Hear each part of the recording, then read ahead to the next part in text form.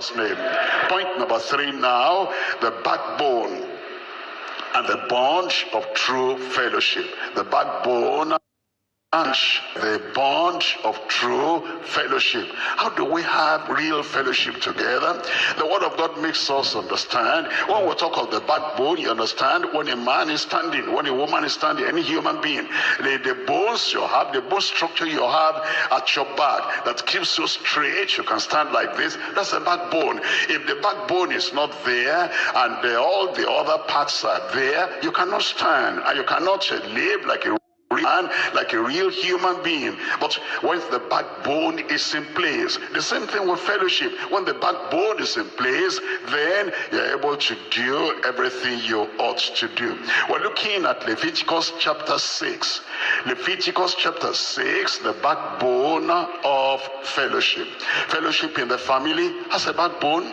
Fellowship in the flock of God has a backbone. Fellowship in society has a backbone. Fellowship in our places of work as a backbone. Fellowship anywhere in our local churches, in our groups of churches, in our local government and in our state, fellowship as a backbone. We're looking at Leviticus chapter 6 and verse 2.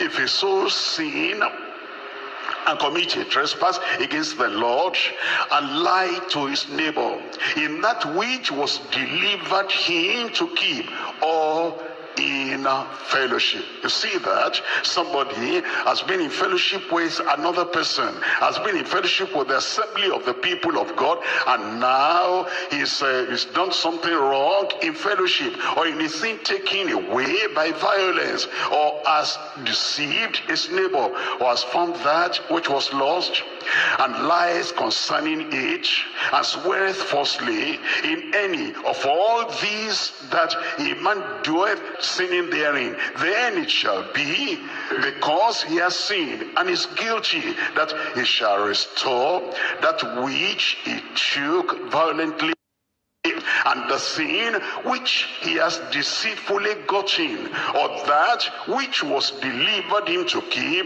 or the lost thing which he found, and all that about which he has sworn falsely, he shall even restore it in the principal, and shall add the fifth part or thereto, and give it unto him to whom it appertaineth in the day of his trespass offering. The message is very clear.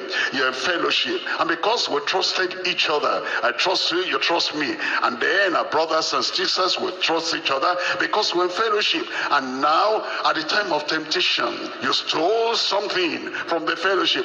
At the time of temptation, you did something and you fail, and you didn't stand according to the word of God. And it's not just fellowship. If we're going to keep the fellowship, here is the backbone. You will make restitution. The things you have stolen, you will. The lies you have told, you'll correct the lie. And the things you did to disturb the fellowship, to destroy the fellowship, you're going to correct that thing. That's what the Old Testament is telling us, and that's the Bible. And Jesus said the same thing in Matthew chapter 5. In Matthew chapter 5, I'm reading from verse 23. You know, if somebody doesn't want to do this, there's no evidence of salvation. When you are saved, when you're a real child of God, and you know you've stolen something, or you backslid, you've stolen something, or you've done something that you shouldn't have done, you make correction, you make restitution. If you have grace, it will be done. If you're not doing it, it's because there's no grace. You don't want to hear about correction, you don't want to hear about restitution, you don't want to hear about righteousness. It's because there's no grace. If the grace of God is there, now you have prayed and God has forgiven you, and things are totally different now, and you don't have the mind of continuing to do that wrong thing, then you make restitution. Matthew chapter 5, I'm reading from verse 23. Matthew chapter 5 verse 23. Therefore, if give to the altar, and there rememberest that thy brother has aught against thee. It may be like, you're a woman, and then you are going to offer your service, your singing to the Lord, and then you remember that your fellowship at home is not right. Your husband is not happy, and your husband is just there saying, the church does not know this woman. If the church knew this woman, they won't even allow her to stand there and be singing.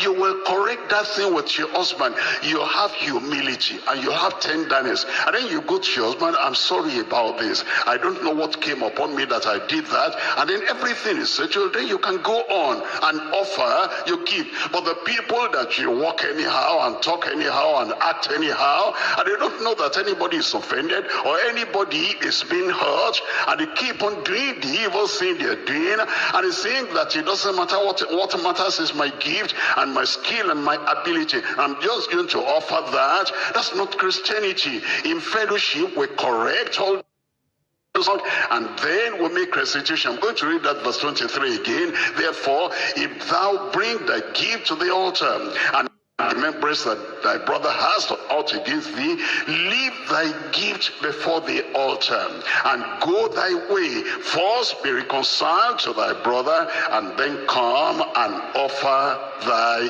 gift. Restitution is necessary. We're looking at